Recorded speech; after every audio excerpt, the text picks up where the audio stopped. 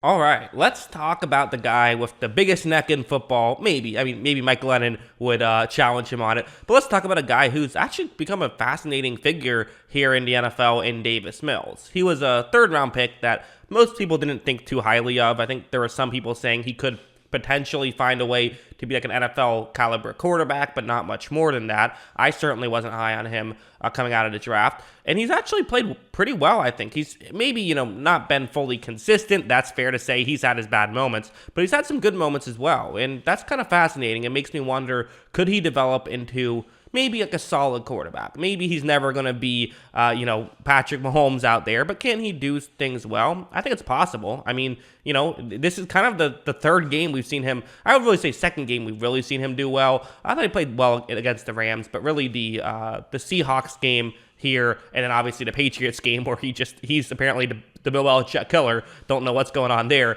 But I thought he's done some things well, some things he needs to work on, so let's just jump into the film. All right, so let's start things off with this one. To be honest, this was a good chunk of what happened with Davis Mills was just stuff like this. It's, quite frankly, this just made me think, okay, what is Seattle doing on defense? It's just, they are stuck in 2014. They just are. Because this is still, it's a base cover 3 zone. They thought that just, saying, hey, just so you know, this is the coverage we're doing, that just doesn't really work in today's NFL the way it did, 7 years ago, because it's a simple way to, for an offense, it's really not hard whatsoever to game plan around this. Even the Texans are going to be able to do it with some efficiency early on, at least, where what you're going to do is you're going to run play action and you're going to have a receiver run over the middle. It's a very simple way to do this. Look at how right when this play begins, and maybe I'm being a bit too harsh on Seattle actually when I say it couldn't work, because listen, they're doing a pretty good job of getting back. The offensive line's playing well for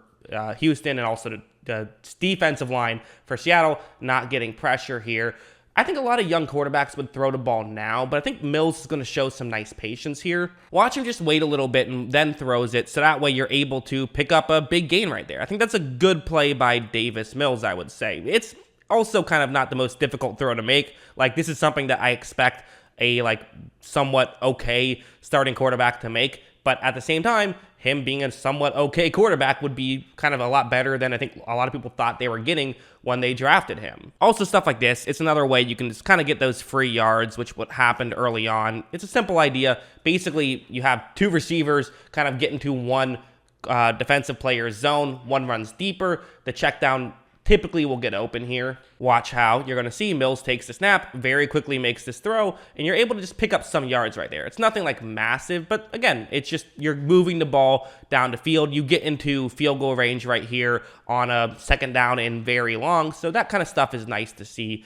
Again, for Seattle, you'd like to play defense a little bit better, but give credit to Houston, and part of it is, hey, a quarterback's job is to take what is there. Your job is to make the easy throws. You shouldn't say, oh, well, that's too easy. Let me throw it to a more, covered receiver, so that way Jackson Kruger Sports on YouTube will give me more respect. No, you're supposed to do that, and, good on them for doing it. Something like this, I think, is a good example of kind of the flip side of, we can sit here and say, look at who they were going up against. I think the flip side is, well, look at who, he has throwing to, and it's maybe not the worst situation in football, but it's not too far off. I mean, it's not a good situation. Okay, maybe it's beating Trevor Lawrence, but that might be about it. Maybe Zach Wilson, you could argue. The way this play works is it's a zone coverage play, and basically there could be a screen here, or you throw it deep. You can kind of just read the coverage and decide where you want to throw it, although Mills is going to just throw it deep regardless. Look at how Mills just,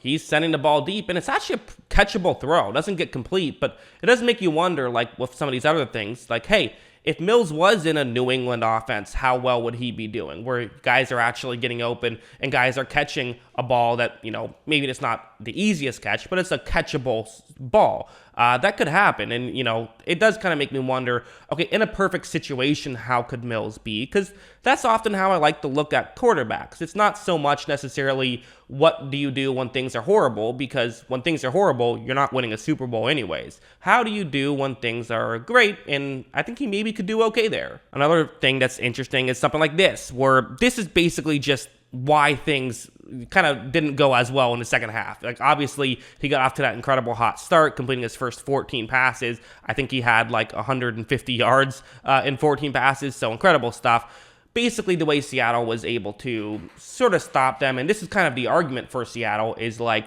hey, sure, we know it's easy to game plan against us, but we also know how you're going to try and game plan against us. So we can see those route concepts, and we'll, find ways to counter it, like something like this. Watch how right when this play begins, you notice that I've circled a Seattle player right there. He's being more aware of this. He knows what could potentially, come back to bite him, so he's paying more attention.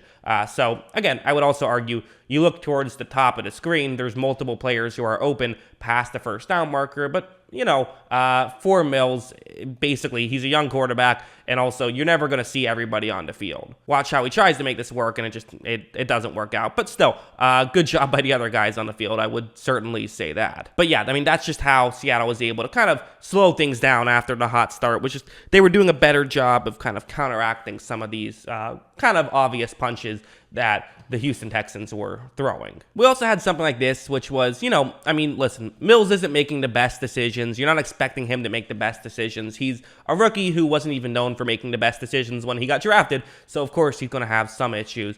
What's going to happen is it's a cover 2 zone, and you see there's a couple of routes to the offense's right that could potentially get open here. Basically, the idea is that the corner who's in charge of covering all the way over there can only cover one of those 2 Houston players, and for Davis Mills, you throw it to the other guy. Right when this play begins, you're going to notice that Mills, fakes the handoff, and at this point, the corner is all over the receiver who's right near the sideline. So this is an easy read to make. You throw it over the middle. I mean, this is about as open as it gets in the NFL, and Mills is going to decide not to do that, which I just don't understand. You have a more open guy further down the field. It's not a difficult read to make. It's kind of just one of those head-scratching decisions. Also, amazingly, they're going to complete this pass, so it looks really impressive. If you're watching the broadcast, I imagine that was like, wow, what a great throw. Well, he passed up a wide-open guy that he should have looked at. Like, his read was to go there, so that's not the best. But hey, at least it kind of shows, well, you have some athleticism there. You have some arm talent and all of that. And if you can get down the mental aspect, then potentially you have room to grow, which that's what you want. You want a young quarterback who has room to grow. If the young quarterback doesn't, well, then they've already reached their ceiling, and that's who they are. That's not the case with Davis Mills. So yeah, that's what I thought about Davis Mills. I think that he's someone who, I think that there's a lot of intrigue there, right? And I think what we've at least learned from this season is that Davis Mills, I think he can play in the NFL. Whether that means he can play at a high level remains to be seen. We'll find out. And again, stranger things have happened.